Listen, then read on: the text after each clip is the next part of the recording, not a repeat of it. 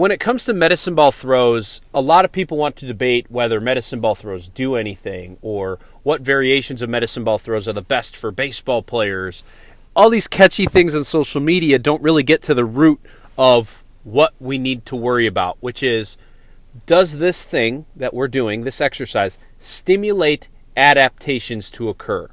That's all training is at the end of the day. You could be throwing rocks, you could be throwing medicine balls, you could be swinging a PVC pipe.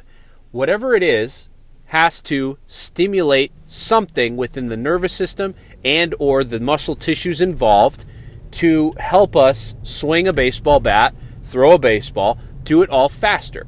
That's all training is. At the end of the day, we have to make sure that whatever we do in training helps produce adaptations to move faster out on the field. So the real question isn't necessarily about heavy versus light medicine balls. It's about what reps will stimulate the things that we need. And so that's where we could start to break down this idea. We'll start to break down what exactly we can do given the situation that we have. So basically what I want to try to cover in this video is, if all you have access to is a 10, 12, 16-pound medicine ball, like you'll find at a lot of gyms, a lot of colleges out there, well, then there are certain exercises that you should be doing because that's the only way that you'll get some sort of meaningful stimulation for adaptations. However, if you are able to get the lighter medicine balls, those 4-pound balls, those 2-pound handle balls, that's where you're going to see some of those really nice adaptations for that truly high velocity development for swing speed, as I talked about in my previous paper on the case study. So a stimulating rep is going to have 4 non-negotiables. Like, you have to have these 4 criteria in order for the rep to mean something. Number 1, it has to be the highest threshold motor unit recruitment possible for the given velocity. So if it is a fast movement, we have to give maximum effort within that fast movement to truly stimulate enough speed or rate coding in order to make it happen. So neural drive as high as possible for the movement, whether it's a heavy movement focusing on maximum threshold motor unit recruitment, or if it's a light fast movement focusing on that maximum rate level of rate coding. Number 2, it has to match that athlete's current force velocity needs. So this kind of gets into the nitty-gritty of if we should be throwing heavier or lighter medicine balls.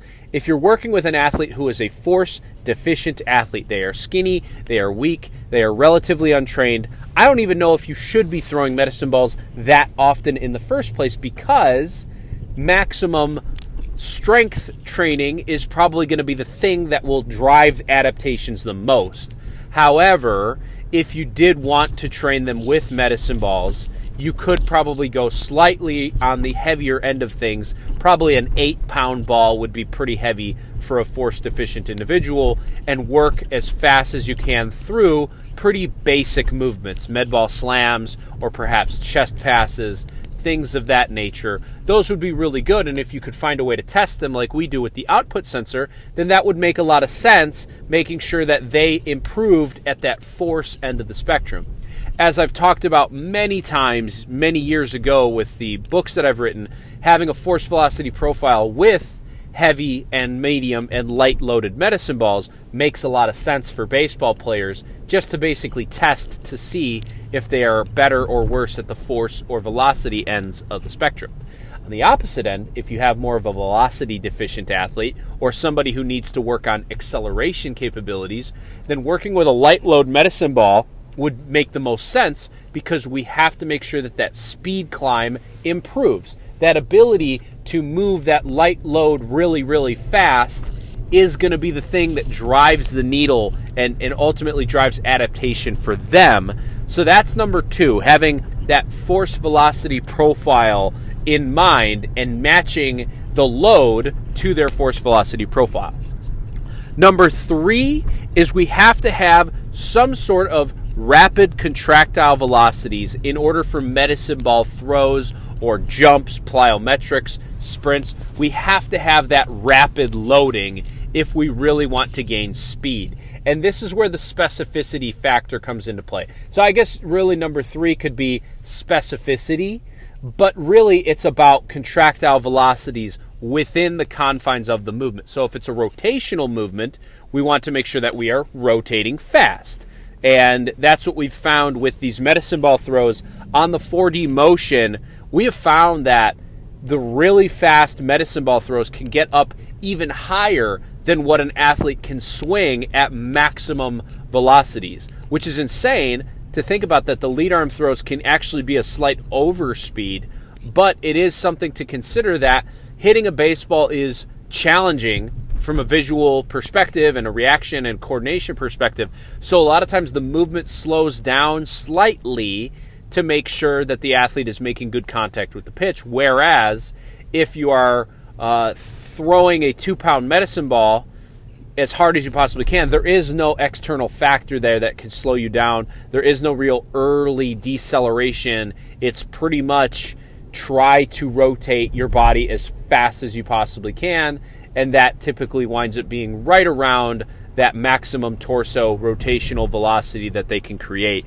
We've seen some guys get well into the 1,000 to 1,100 degrees per second torso rotational velocities. That's what we really want to try to see with those lead arm rotational throws.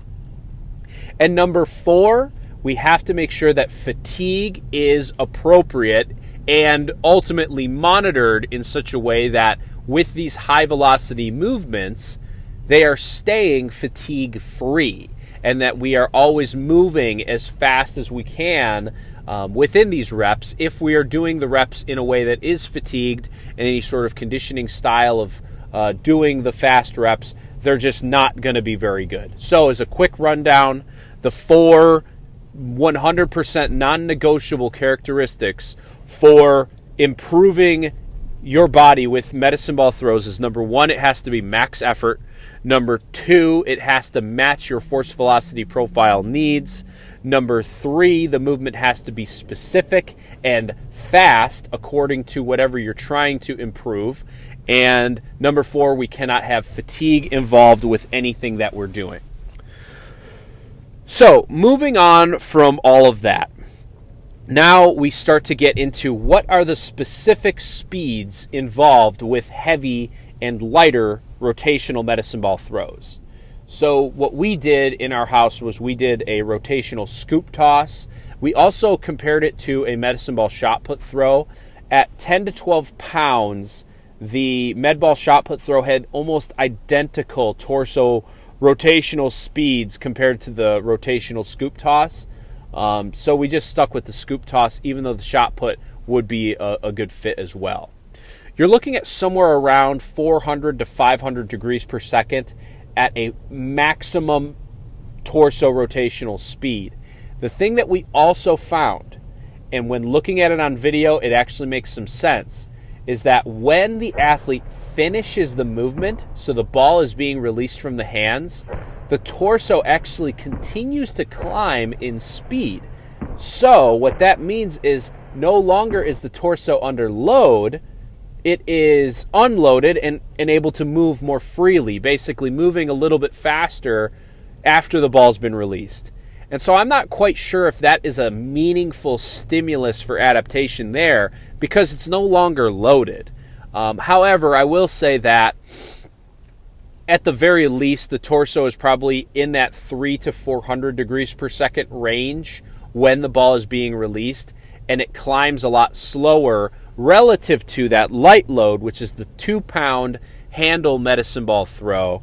That is where you'll start to see that torso climb to 900, even 1,000 degrees per second, if not higher in some more advanced cases. So you're talking about torso rotational velocities that are about twice as fast as the heavier counterparts for the throwing. So when you think about just a raw speed perspective, giving us a speed stimulus, the 2-pound lead arm throws really are the only thing that would make sense there. It's about as fast as what you'll find in the batter's box, and in some cases faster. And because of that, now we're stimulating that speed adaptation. No different than if we were running sprints and we were doing some sort of a resisted sprint. Most resisted sprint profiles talk about the force velocity profile if you're better at the force end over the velocity end, but we don't want more than a 10% drop off in speed before the stimulation for adaptations becomes less and less. At least according to research, when they loaded the sprints and they slowed down by more than 20%, they did not see very good adaptations across the board, and that makes sense. Unless you were a very, very force-deficient athlete or a true beginner, you're probably not going to see really good results with that heavily resisted sprint in comparison to the lighter or more moderately loaded resisted sprints.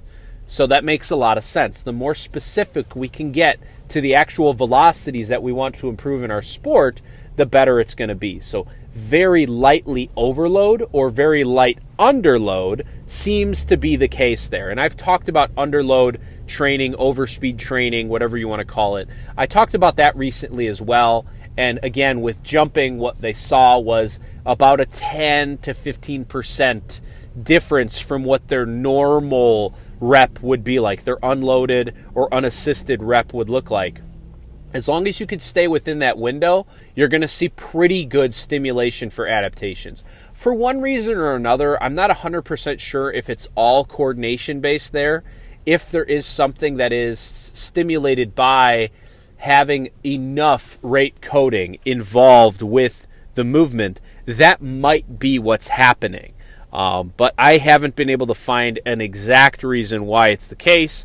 But regardless, as long as we know where we should be loading the movement, then we know that, okay, if we want to improve torso rotational speed, and that's the main thing that we're focusing on, then you have to use a light enough loaded medicine ball to make that happen.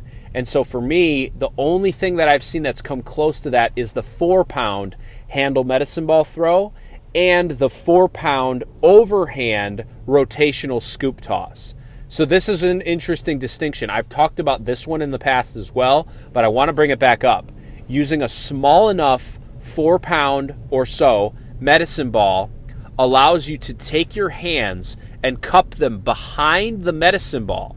And almost like you're doing a lead arm throw, but with two hands, you pull across the body. And when we tested that one with the 4D motion last year, that came up time and time again as very close, not quite as fast, but very close to what the lead arm 4-pound rotational medicine ball throws were, which was about 850 to 950 degrees per second. And that seems to fall close within that 10% range of what a lot of people could get. So again, if you want to improve rotational speed, you probably have to use a 4-pound medicine ball or less and do it in either the lead arm throw variation or the rotational scoop toss variation to ultimately see that torso speed get fast enough to stimulate good adaptations. But what about those heavier medicine balls? What can we do if all we have access to is, say, a 10 or a 12-pound medicine ball at the lightest? In some gyms and in some cases, this is all you got. So what can we try to accomplish, and what exercises seem to match up the best where we can provide some significant loading both from a force and a velocity end of the spectrum? And what can we basically do with our training to get the most out of it? So what I would say, number one, is if you have an output sensor or a radar gun or some way of tracking how hard or how far you're throwing the medicine ball, that's going to be number one. Because with those heavier medicine balls, time and time again, what you're going to find is that those reps get really sloppy. They start to get a little fatigued. And now we're not going to get anything out of them in the first place.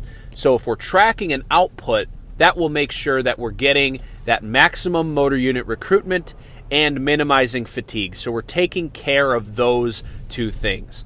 So now, how can we make them specific to something that will help us swing and throw faster?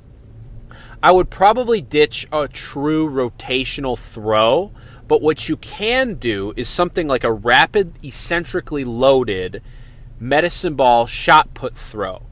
Now, the torso speeds with this one are not going to climb very fast. However, what you will find is that you're going to be rapidly loading and unloading the pec, and that can be beneficial.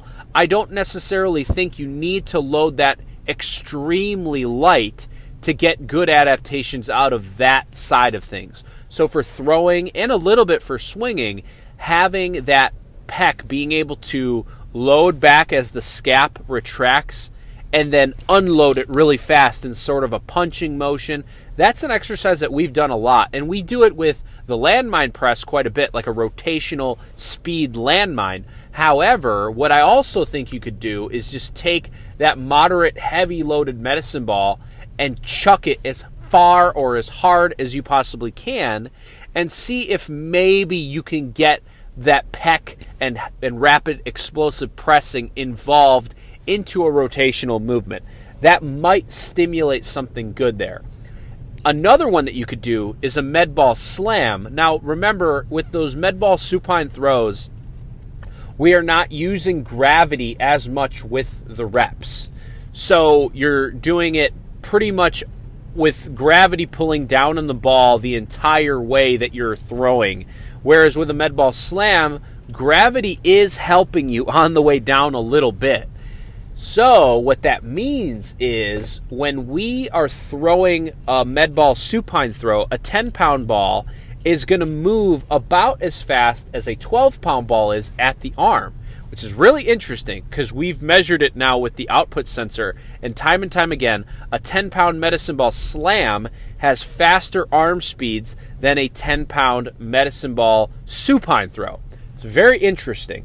But no matter what, if you have a 12-pound medicine ball, a slam might be a good stimulus for kind of the force end of things at that velocity test. But what I would say is try to maybe rapidly load that in the eccentric portion as well. So pull the ball up over your head as fast as you can, and then when it gets to that peak point, try to reverse the thing down and slam it as hard as you possibly can. If you have to do supine throws, you might not see as much success with a 12-pound ball. It's really hard to throw that thing hard and far.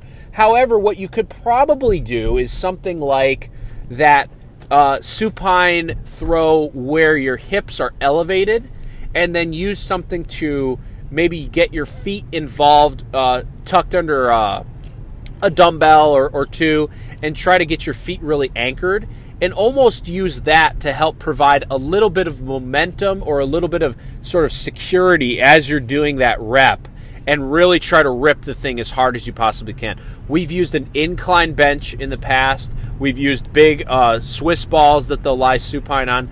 Those are good methods overall for helping your body get the most whip into the throw, and it might work well if all you have access to is a bigger medicine ball. But again, med ball slams are probably going to be the way to go. Maximum effort, try to rapidly load it on the way up, and then drive it on the way down as fast as you can. And then lastly, I would say if all you have access to is the heavy medicine balls, another good style of training is that rapid torso deceleration. I like to do it on the cable machine, as letting the cable sort of fall back allows you to just basically catch the weight at that bottom position. And though it might be a little bit risky, and you have to be a very healthy individual in order to do those in the first place, I would say that those are probably the most stimulating torso deceleration exercise that you will find out there. However, if all you have access to is something like a 12-pound medicine ball, you can rapidly rip to the side and try to stop it in the middle. You can also take that medicine ball and try to basically rip across your body in like a split stance type position. I've also seen people lying supine on a glute ham raise machine where their feet are sort of tucked on the end of the glute ham raise machine and catch the medicine ball and try to bring it back. I think that sort of torso deceleration aspect is pretty important to train. And though a majority of athletes probably would only need to train the strength side of things, training it fast in that eccentric loading is really, really helpful as well.